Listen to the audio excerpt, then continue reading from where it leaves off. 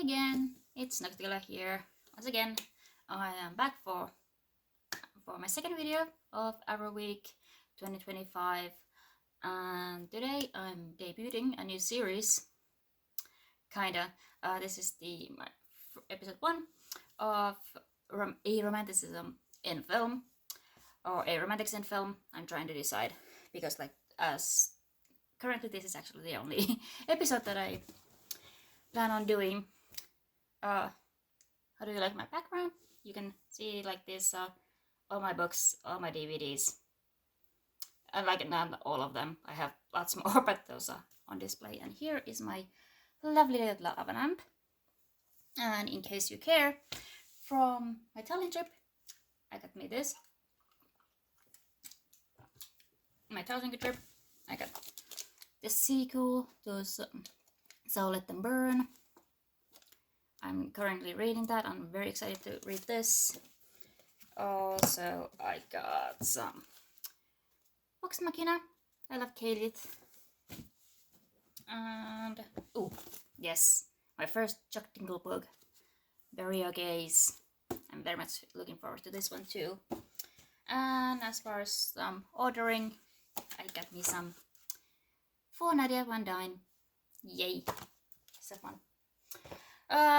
But yeah, let's go back to the actual topic of this video, which is aromantics in film, or when actually one aromantic character, supposedly aromantic character in fun film, and that is surprisingly Red, White and Royal Blue, based on this book. The movie came out in 2023, and it's on Amazon Prime officially. And if you don't know that, it tells the story about the spare heir to the British crown and the first son of America, basically in a world where there's a female president of the United States, which is so very idealistic. But the character I want to talk about is Nora Holleran. I think that's like too many syllables, too many vowels, and I don't know which order they are always.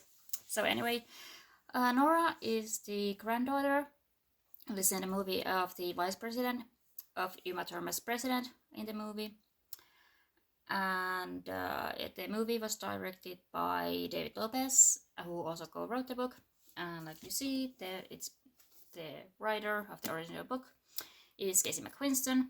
I literally bought this like an hour ago, partly for this video, but also because I finally got interested in enough to actually read it. Because like I have watched a lot of video essays on this movie and its politics and representation and how the book and the movie compare, but I'm gonna talk about one specific aspect, which is Nora. So apparently, at some point, I don't know where the wiki did, when, but McQuiston said at our signing event, when asked by Nora about Nora's future, that she's aromantic. She's also bisexual in the book.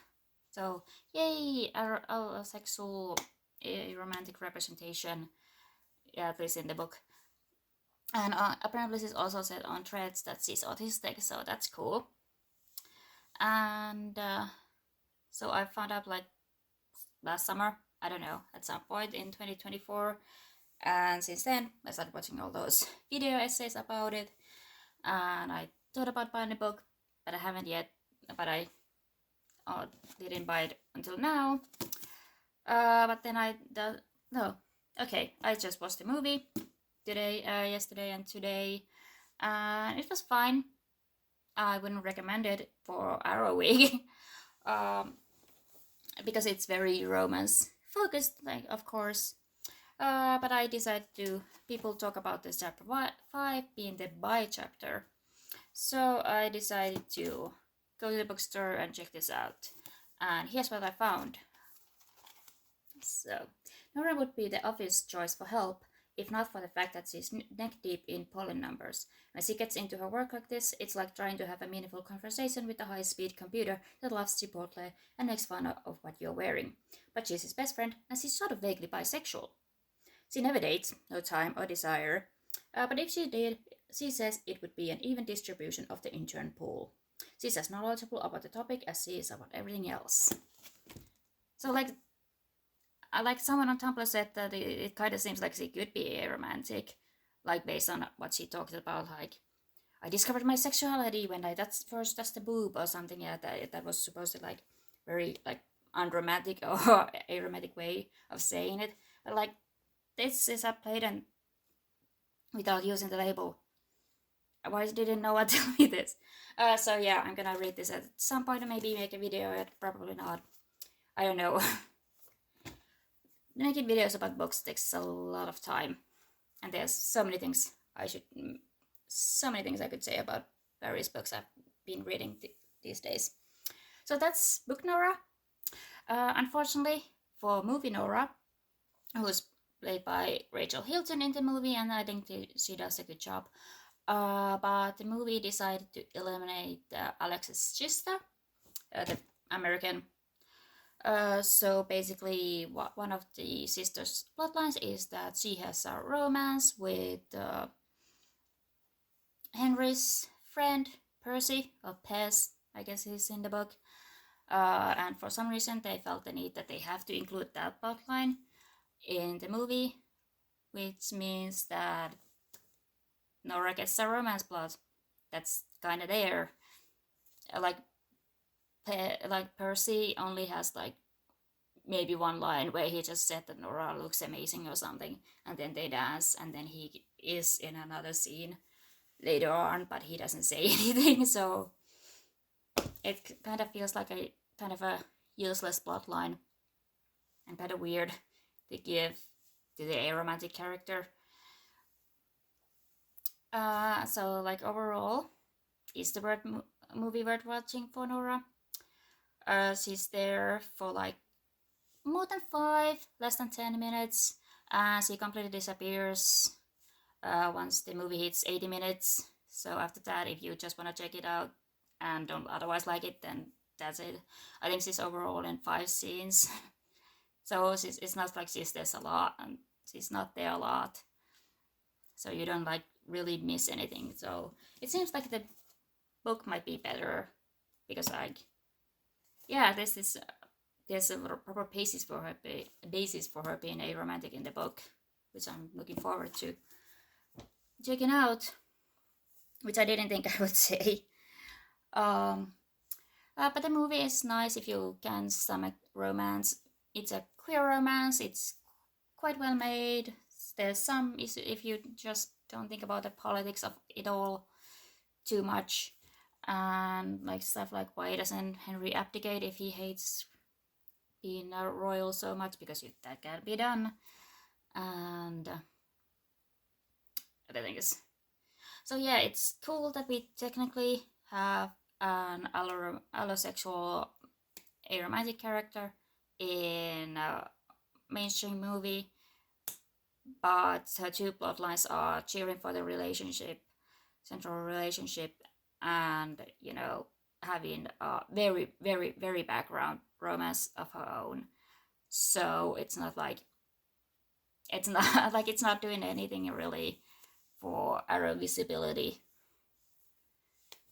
for her to exist. But I think it's still vaguely cool. Like I wouldn't, if you are looking for an aromantic movie to watch for Arrow Week, I wouldn't recommend it. Red, White, and Royal Blue. I think I would recommend Scylla and the Spades if you want a black female Arrow Ace character. If you want, like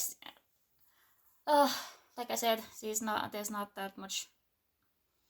There's not really like I have episodes in the Asexuality in Film series where I also talk about aromanticism, and I will probably put them on this playlist too, because I don't know where else I will find a movie that specifically has an aromantic character who's not also asexual, or whose aromanticism isn't kind of like looked at from an asexual perspective or an also asexual perspective. But let's see what I have in that list where I actually talk about aromanticism. So yeah, I managed to make this through my technical difficulties. Now I'm going to go back to drinking my green tea, lychee, other green things, boba, and eating my frog chocolate. Did I have anything else? Not really. Like, she's not much there. She's she's a character who has potential. I think because she's there so little, you could like write a fic where you make her aromanticism prominent even within that relationship with Percy. Like, there's potential for her, but the movie doesn't have space for her to be herself because they didn't have space for Alex's sister. I think it probably would have made most sense to actually make her the sister character, because like none of the because the little bit that I read the book, Nora and Alex have a bit of a thing they had going on when they were younger. So like you could have done something with that in the movie, but they didn't. So no, then character in the movie might as have just been his sister. I kind of feel like, but it's Nora. But it's Nora. It's supposed to be Nora. So maybe I come back to this at some point. But yeah, Nora is a fun character in the movie, but not the one with lots of substance. And if you're looking for a romantic subtext, it's very, very subtext. But yeah. So the book, I actually buy that she's aromantic in the book, so that's cool. That's better than most. But yeah, this is very rambly and rather short. I wish I could had more to say. Nora Holleran exists. Yay. Happy Arrow Week!